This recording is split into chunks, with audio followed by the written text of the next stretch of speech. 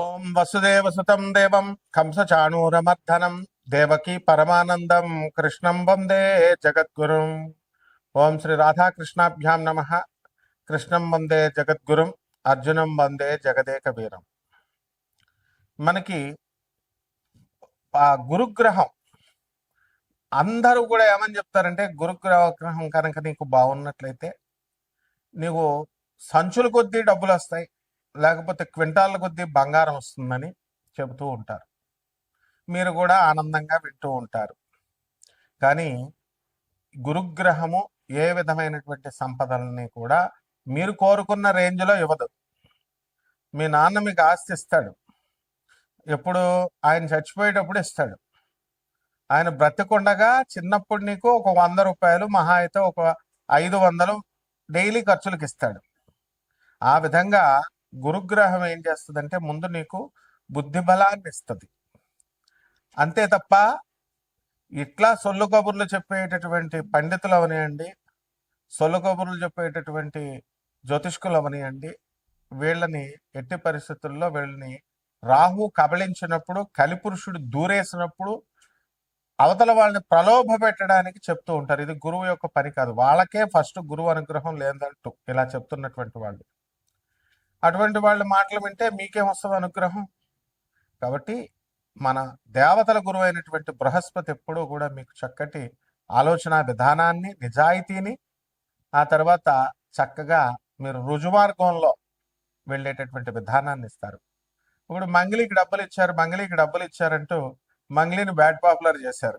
ఆమె తీసుకుందో లేదో తర్వాత సంగతి, ఆమె ప్రమేయం ఉందో లేదో తర్వాత సంగతి. ఆమె పేరు చెప్పి మరి డబల్ మీకు డబ్బులు వస్తాయి, సిమెంట్ ఫ్యాక్టరీ కడుతుంది, పబ్బు పెడుతుంది అన్నప్పుడు మీకు బుద్ధి ఉండాలిగా. నేను సిమెంట్ ఫ్యాక్టరీ అంటే అంత ఈజీయా పెట్టడం? అందువలన భూపతి రాజు, వెంకటపతి రాజు, డాక్టర్ బివి రాజు గారు పెట్టారు రాశి సిమెంట్, విష్ణు సిమెంట్. విష్ణువర్ధన్ రాజు వాళ్ళ కొడుకు నడుపుతున్నాడు ఇప్పుడు భీమవరంలో. ఆయన ఎంత కష్టాలు పెడితే అది పెట్టారో నేను దగ్గరుండి ఆయన్ని చూశాను. డాక్టర్ బివి రాజు కాలేజెస్కి మేము వెళ్తూ ఉంటాం. అలాగే మా తాతయ్య గారు డాక్టర్ ముల్లపూడి హరిశ్చంద్ర ప్రసాద్ గారు ఆంధ్ర షుగర్ ఫ్యాక్టరీ పెట్టడం ఎంత కష్టం? అంత ఈజీనా? లైసెన్సులు రావడానికి ఢిల్లీ నుంచి కళ్ళంట నీళ్లు పెట్టుకొని, అరే నా బామ్మరిది బోళబుల్ రామే మాట విన్నాను, నేను విని అనవసరంగా ఈ ఇండస్ట్రీ రూట్లోకి దిగానేమో, నా పొలాలు నేను చూసుకోక అని ఆయన ఎంత ఇదయ్యారో మాకు తెలుసు. కాబట్టి మరి మీరంతా దురాశకి ఇస్తారు డబ్బులు. దీన్ని రాహు యొక్క ఎఫెక్ట్ అది. ఒక పనికి మాలిన జ్యోతిష్కుడు సంచుల కొద్దీ డబ్బులు వస్తాయి, సంచుల కట్ల కొద్దీ బంగారం వస్తుందంటే ఎలా నమ్ముతున్నారా మీరు? కష్టపడాలి, బాగా చదవాలి, మీ అమ్మ చెప్పిన మాట వినాలి. మీ నాన్న నేను పడ్డ కష్టాలు నువ్వు పడకూడదురా అని చెప్పేసి పాపం నేను బిజినెస్లో చిన్న చిన్న అబద్ధాలు, చిన్న చిన్న మోసాలు చేసి నేను కుటుంబ పోషణ చేయాల్సిన దుస్థితి మా నాన్న మాట నేను వినకపోవడం వల్ల నాకు ఈ పరిస్థితి వచ్చింది. నువ్వు ఆ పరిస్థితి తెచ్చుకోక నాయన, చదువుకోరా బాబు అని చెప్తాడు. అంతేకాని నువ్వు వేసుకొచ్చాయి, బ్యాంకులు దోపిడీ చేసుకొచ్చాయి, ఈ దొంగిలించుకొచ్చాయి అని తండ్రి చెప్పాడు. కాబట్టి ఇదంతా కూడా ఆ గురువు పక్కన రాహుగాళ్ళు ఇలాంటి వాళ్ళు ఉంటారన్నమాట. వాళ్ళే ఈ కపట జ్యోతిష్కులు, కపట గురువులు అన్నమాట. ఎవరైనా సరే స్వామి వివేకానంద అది ఫాలో అవుతారా? స్వామి వివేకానంద ఎప్పుడైనా ఇలా చెప్పాడా మీకు? రామకృష్ణ పరమహంస, స్వామి వివేకానంద, ప్రభాత్ రంజన్ సర్కార్, ఆ తర్వాత చక్కగా మన ఆదిశంకరాచార్యులు వారు, రామానుజాచార్యులు వారు, రమణ మహర్షుల వారు ఎప్పుడన్నా ఇలా చెప్పారా?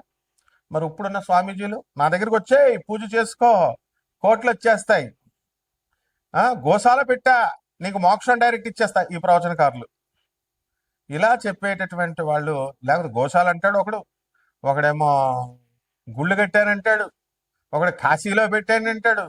ఉన్న స్వామి వివేకానంద అనాథ శరణాలయాల్లో, ఈ యొక్క ఆర్ఫనేజెస్ లో, ఓల్డేజ్ హోమ్లకి మీరు ఇవ్వచ్చు కదా.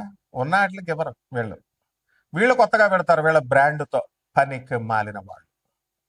కాబట్టి స్వామి వివేకానంద ఇటువంటి జగద్గురువుల యొక్క ఆశీస్సులను తీసుకొస్తుందన్నమాట ఈ గురుగ్రహం. కాబట్టి మనకి కోటాను కోట్లు కావాలి, దురాశతో వెళ్ళేటటువంటి వాడు ఎప్పుడూ బాగుపడ్డు. రజనీకాంత్ ఏ సినిమాలో చెప్తాడు?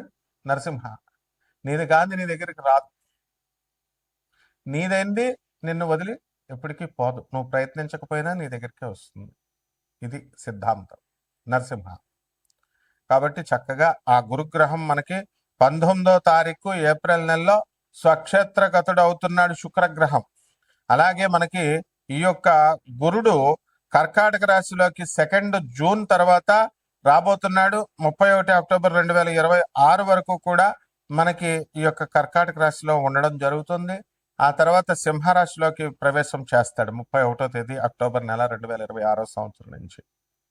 అలాగే ఈ యొక్క బుధగ్రహాన్ని మనం చూసుకున్నప్పుడు మనకి బుధగ్రహము 30 ఏప్రిల్ 2026 సంవత్సరం తర్వాత ఈ యొక్క బుధుడు మేషరాశి ప్రవేశం చేస్తాడు.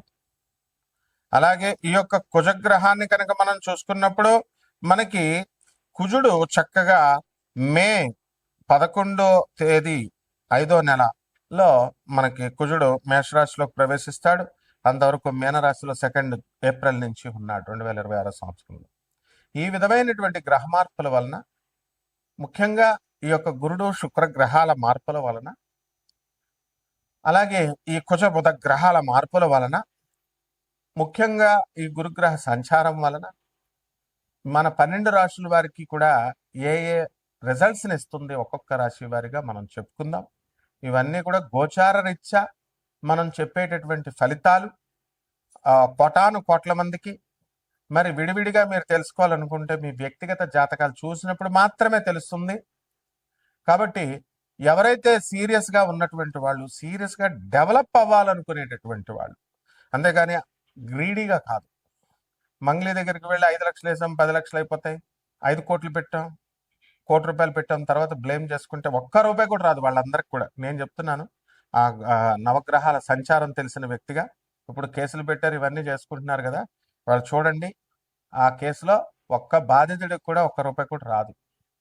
విజయ్ మాల్వియా కొన్ని వేల కోట్లు ఎత్తుకుపోయాడు, వచ్చినాయా? సుబ్రహ్మరెడ్డి గారు వే ఆఫ్ జరిగింది, కొన్ని కోట్ల అప్పు అయిపోతే చక్కగా తీసి అవతల పడేశారు. ప్రభుత్వ విధానాలు అలా ఉంటాయి, బ్యాంకు విధానాలు. అదే పేదవాడికి చేస్తే ఇండ్ల మీదకి వస్తారు, పడతారు. సో లీగల్ సెల్స్ ఉంటాయి. 200 దేశాల్లో ఆశ్రమాలు ఉన్నటువంటి ఆనంద మార్గ ఆశ్రమానికి ఇంటర్నేషనల్ కోఆర్డినేటర్ నేను. సిబిఐ కొల్యూడ్ అయ్యి కొంతమంది కపట ఆర్జీ శ్రీవాత్సవ ఐజీ కొల్యూడ్ అయ్యి కరప్ట్ అయ్యి ఆనాటి ఇందిరాగాంధీ 19 ఎమర్జెన్సీ సమయంలో మా గురువు గారిని సిబిఐ అరెస్ట్ చేసినప్పుడు అతను పాయిజన్ ఇచ్చారు, మామూలు మనిషి అనుకొని విషం తాగాడు, విషం ఇచ్చారు. బ్రతికిన తర్వాత బెత్తరపోయారు.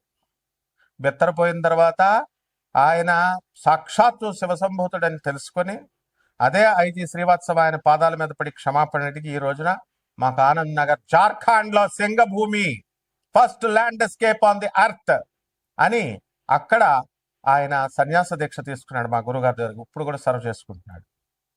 సో సింగభూమి జార్ఖండే first landscape on the earth అని zoological survey of India zoological evidences ఉండగా, అలాగే ఎన్జిఆర్ఐ ఇవన్నీ కూడా సెంట్రల్ గవర్నమెంట్ ఎవిడెన్సెస్ ఉండగా బుద్ధి లేదా ప్రవచనకారులకి? బుద్ధి లేదా మీకు అందరికీ? చెప్పేటటువంటి వాళ్ళు యూట్యూబ్కి మైథలాజికల్ స్టోరీ లాగా చెప్తారు.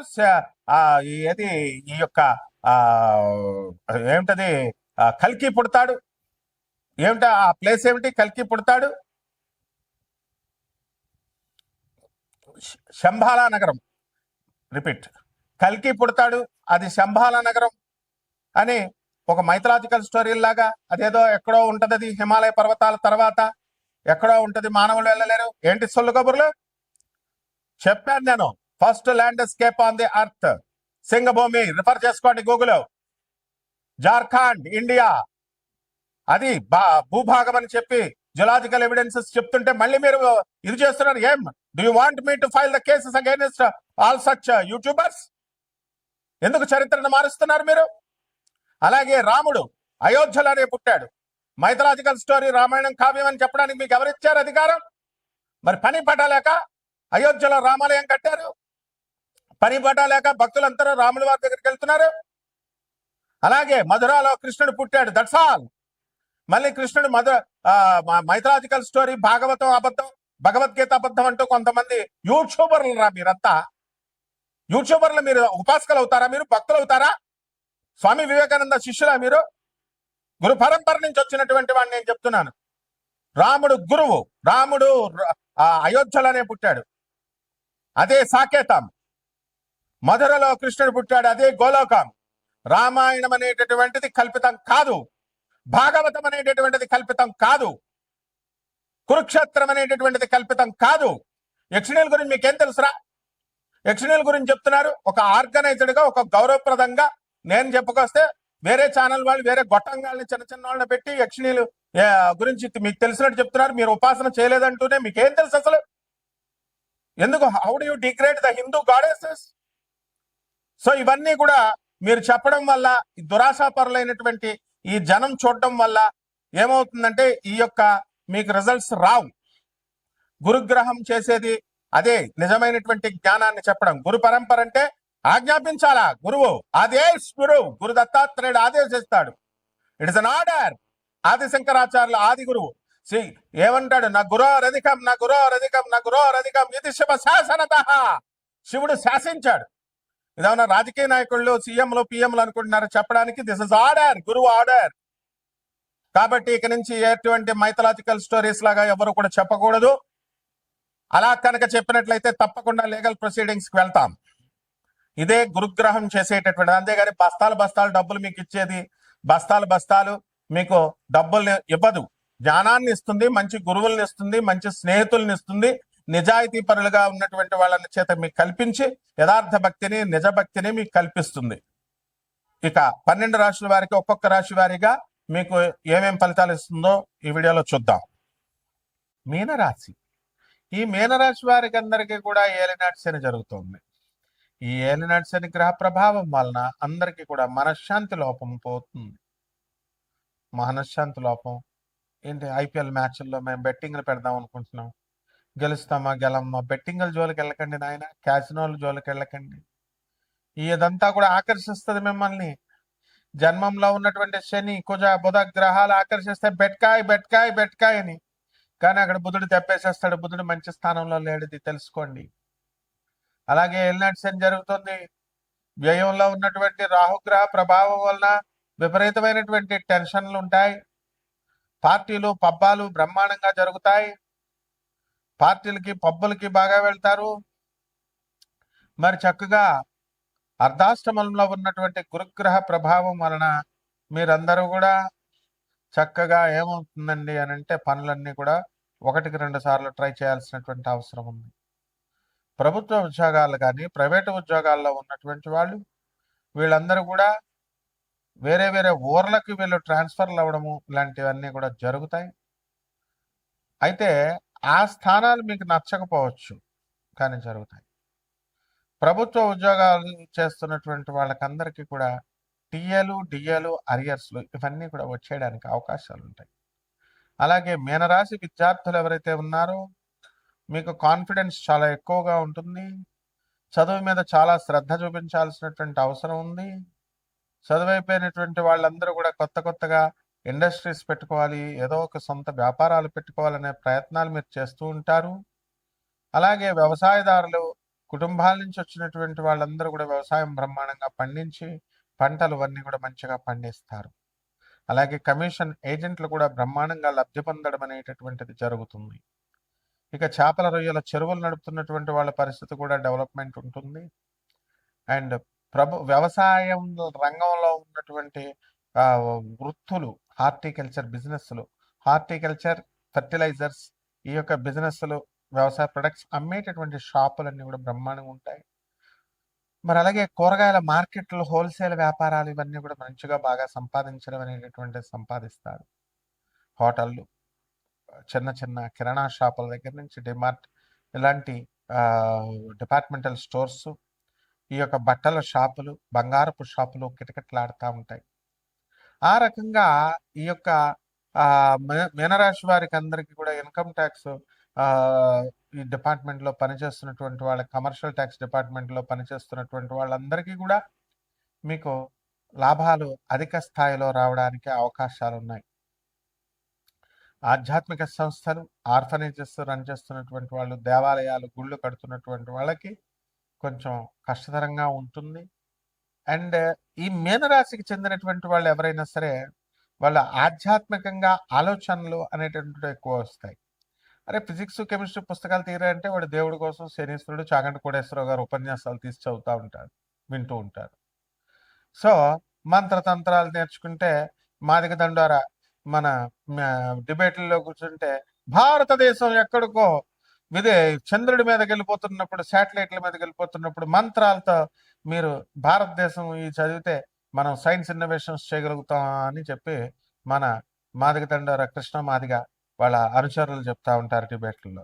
మనం చేసే పనులు కూడా అలాగే ఉన్నాయి. అరే పుస్తకాలు చదవంటారంటే చాగంటి కోటేశ్వరరావు గారు ఉపన్యాసాలు, అధిపతి పద్మాకర్రావు ఈ యొక్క ఉపన్యాసాలు, స్వామీజీల ఉపన్యాసాలతో మీకు పని ఏంట్రా? మీకు స్టూడెంట్ లాగా ఉండాలా? ఉద్యోగాలు చేయండిరా అంటే ఉద్యోగాలు చేసేవాళ్ళు మీరంతా స్వామీజీ స్వామీజీ అంటూ స్వామీజీలకి వెళ్తారు. అనాథలకి ఈ అనాథలకి వీళ్ళకి సాధువులకి వీళ్ళందరికీ మీరు దాన ధర్మాలు చేస్తున్నారు. అసలు ఫస్ట్ జాతకాలు మారాలని కోరుకునేటటువంటి వాళ్ళేమో గోశాలను పెట్టాం, కాశీలో చక్కగా మడి భోజనాలు పెడుతున్నాం, తర్వాత చక్కగా మీకు ఉపన్యాసాలకి హాలు కడతాం. ఎన్న అవసరమా? స్వామి వివేకానంద కట్టినవి లేవా? ప్రభాత్ రంజన్ సర్కార్ కట్టిన ఆర్గనైజర్స్, స్కూల్స్, అనాథ పిల్లల ఆశ్రమాలు లేవా? ఉన్న వాటికి చేయమని చెప్పకుండా వాళ్ళ సొంత ట్రస్ట్లు, వాళ్ళ సొంత డెవలప్మెంట్ల కోసం పెడుతూ వీళ్ళ మూఢనమ్మకాలను బోధిస్తూ సమాజాన్ని వెనక్కి తీసుకెళ్లే దిశగా ఉన్నప్పుడు మరి మంద మాదిగ కృష్ణ మాట్లాడిన దాంట్లో తప్పు లేదు. కాబట్టి ఈ రకమైనటువంటి ఆలోచనలతో, మూఢనమ్మకాలతో ఈ యొక్క మీనరాశి వాళ్ళు వెళ్ళిపోకుండా జాగ్రత్తగా సైన్స్ అండ్ ఇన్నోవేషన్స్ లో ముందుకు వెళ్లాల్సినటువంటి అవసరం ఉంది మీకు అందరికీ కూడా. కేతువు షష్ఠస్థితిగతుడై ఒక పార్థులాగా తయారవ్వాల్సినటువంటి అవసరం ఉంది. ఇన్నోవేషన్స్, రాకెట్స్ మీదకి వెళ్ళిపోండి, విదేశాలకు వెళ్ళండి, సాఫ్ట్వేర్ కోర్సులు నేర్చుకోండి. వాడెవడ పీకేస్తే ట్రంప్ ఎవడండి? ట్రంప్ గాడు ఉద్యోగాలు పీకిస్తే మీకు జాబులు రావా? మీకు యూజ్లెస్ ఫెలో వాడు. అమెరికన్ ప్రెసిడెంట్ అయితే ఎవడకి కావాలా? ఎవడండి ఆ పాకిస్తాన్ గాడు?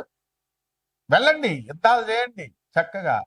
మన ఆనరబుల్ జడ్జెస్ చెప్పినట్టేనండి, పోలీస్ ఆఫీసర్లు చెప్పినట్టేనండి, లయన్ కౌన్సిల్స్ లాయర్లు చెప్పినట్టేనండి. చక్కగా వృద్ధిలోకి రండి. పరిహారాలు వచ్చేసరికి చక్కగా ఏలినాటి శని జపం చేయండి. ఏలినాటి శనికి శని జపం, శని స్తోత్రాలు, శనికి కిలోం పావు నల్ల నువ్వుల్ని, నల్లని వస్త్రాన్ని పేద బ్రాహ్మణులకి దానం చేసుకోండి. దశమహావిద్యల్లో ఒకటైనటువంటి మహాకాళి అమ్మవారి యొక్క హోమాన్ని, మంత్ర జపాలు చేసుకోండి. బ్రహ్మాండంగా ఎక్కడికో వెళ్ళిపోతారు. శుభమస్తు.